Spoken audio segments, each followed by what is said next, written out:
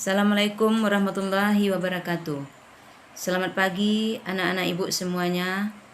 Mudah-mudahan kita semua berada dalam lindungan Allah, masih berada dalam sehat walafiat dan masih bisa aktif mengikuti pembelajaran kita di era Covid hari ini.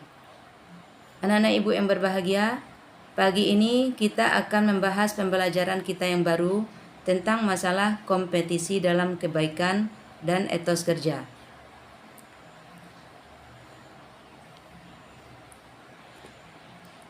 Dalam pembelajaran ini, tujuan yang akan kita capai adalah yang pertama, anak-anak ibu bisa memahami arti kompetisi dalam kebaikan.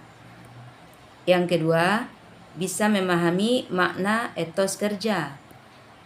Ketiga, bisa memahami kaitan antara etos kerja dengan kompetisi dalam kebaikan. Keempat, dapat memberikan contoh perilaku kompetisi dalam kebaikan. Kelima, bisa menganalisa tujuan dari kompetisi dan etos kerja.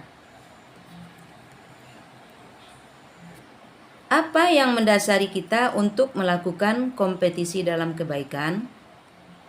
Di dalam surat Al-Maidah ayat 48, Allah telah menyatakan dalam potongan ayat itu, ada kata-kata yang menyatakan fastabikul khairat, yang berarti maka berlomba-lombalah kamu dalam kebaikan.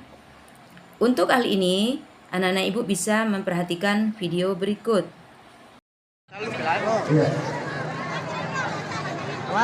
Sekali lagi, tolong penonton ya, tolong yang di atas, yang di atas, penonton.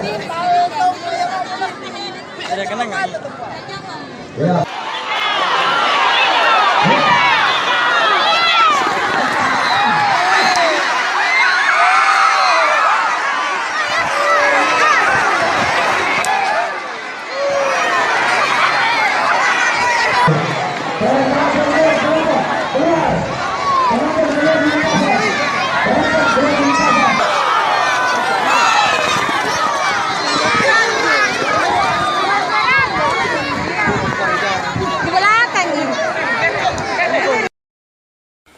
Setelah memperhatikan video tadi, anak-anak ibu pasti bisa menentukan apa itu arti etos kerja dan apa pula arti kompetisi dalam kebaikan. Sekarang mari kita pelajari apa itu pengertian dari etos kerja. Secara bahasa, etos kerja itu berarti semangat dan kekuatan. Kemudian secara istilah, etos kerja itu adalah seperangkat perilaku positif dan pondasi yang menjadi motivasi yang menggerakkan kekuatan seseorang untuk mencapai tujuan. Kemudian apa pula itu arti kompetisi? Secara bahasa, kompetisi berarti perlombaan. Kemudian secara istilah, kompetisi adalah segala aktivitas yang bertujuan untuk mencapai suatu tujuan. Kemudian, anak-anak ibu semua, agar kita bisa berkompetisi di dalam mencapai suatu tujuan untuk kebaikan, kita harus memiliki etos kerja yang kuat. Nah, untuk bisa menumbuhkan etos kerja itu, ada beberapa hal yang harus kita perhatikan. Yaitu, 1. Tanamkan sikap disiplin. Apa itu sikap disiplin? Yaitu, kita harus bisa membagi waktu kita sesuai dengan topsi kerja yang akan kita lakukan. Jangan kita buang-buang waktu yang tidak sesuai dengan apa yang kita butuhkan untuk keperluan. Kemudian, gunakan waktu dengan bijak. Orang yang disiplin tentu dia akan bisa menggunakan waktunya dengan bijak. Artinya dia tidak membuang-buang waktu. Sebagaimana yang dikatakan di dalam firman Allah yang menyatakan wal asr, demi waktu. Di dalam hal ini Allah telah menyatakan bahwa dengan mengingat waktu kita disuruh untuk bisa membenahi diri kita agar kita bisa memiliki etos kerja yang baik untuk mencapai tujuan yang baik. Yang ketiga, untuk menumbuhkan etos kerja itu, hindarilah gangguan-gangguan sebanyak mungkin. Apa contohnya gangguan yang terjadi dalam diri kita? Contoh, anak-anak ibu mau belajar. Gangguan yang utama sekali adalah ajakan dari kawan untuk bermain. Kemudian, hal yang paling menarik bagi kalian adalah menggunakan HP. Dengan menggunakan HP, itu akan merupakan suatu gangguan bagi kalian untuk belajar dengan serius. Kemudian, jangan biarkan kesalahan atau kekurangan mematahkan semangat. Nah, agar etos kerja kita itu bisa berjalan dengan baik, jangan dibiarkan kesalahan ke kita itu untuk mematahkan semangat. Apa contoh kesalahan dan kekurangan yang ada dalam diri kita? Dari video yang kamu lihat tadi, ada seorang joki yang terjatuh. Karena dia tidak memiliki etos kerja yang bagus, akhirnya dia mundur dari perlombaannya. Seharusnya kalau dia memiliki etos kerja yang bagus, dia naik lagi ke kuda yang menjatuhkannya tadi, dan lalu dia harus mengejar kembali ketertinggalan yang telah dia peroleh.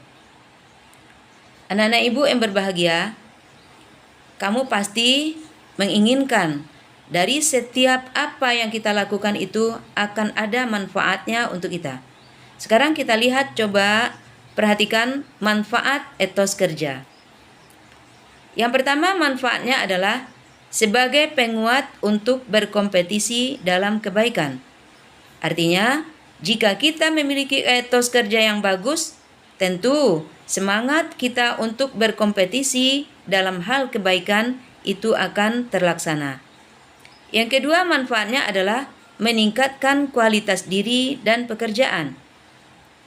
Orang yang memiliki etos kerja, pasti dia akan memiliki kualitas dirinya dan memiliki kualitas dalam pekerjaannya.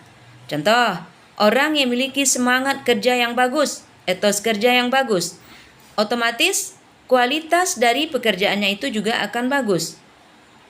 Kalian memiliki pendidikan atau belajar merupakan suatu kerja bagi seorang pelajar. Nah, untuk mendapatkan kualitas dari belajar yang bagus, kalian harus memiliki etos kerja di dalam belajar. Untuk itu, jika kita memiliki etos kerja dalam belajar, maka insya Allah kualitas dari pelajaran yang kalian pelajari akan bisa tercapai. Insya Allah kalian akan bisa mendapatkan prestasi yang bagus di dalam belajar.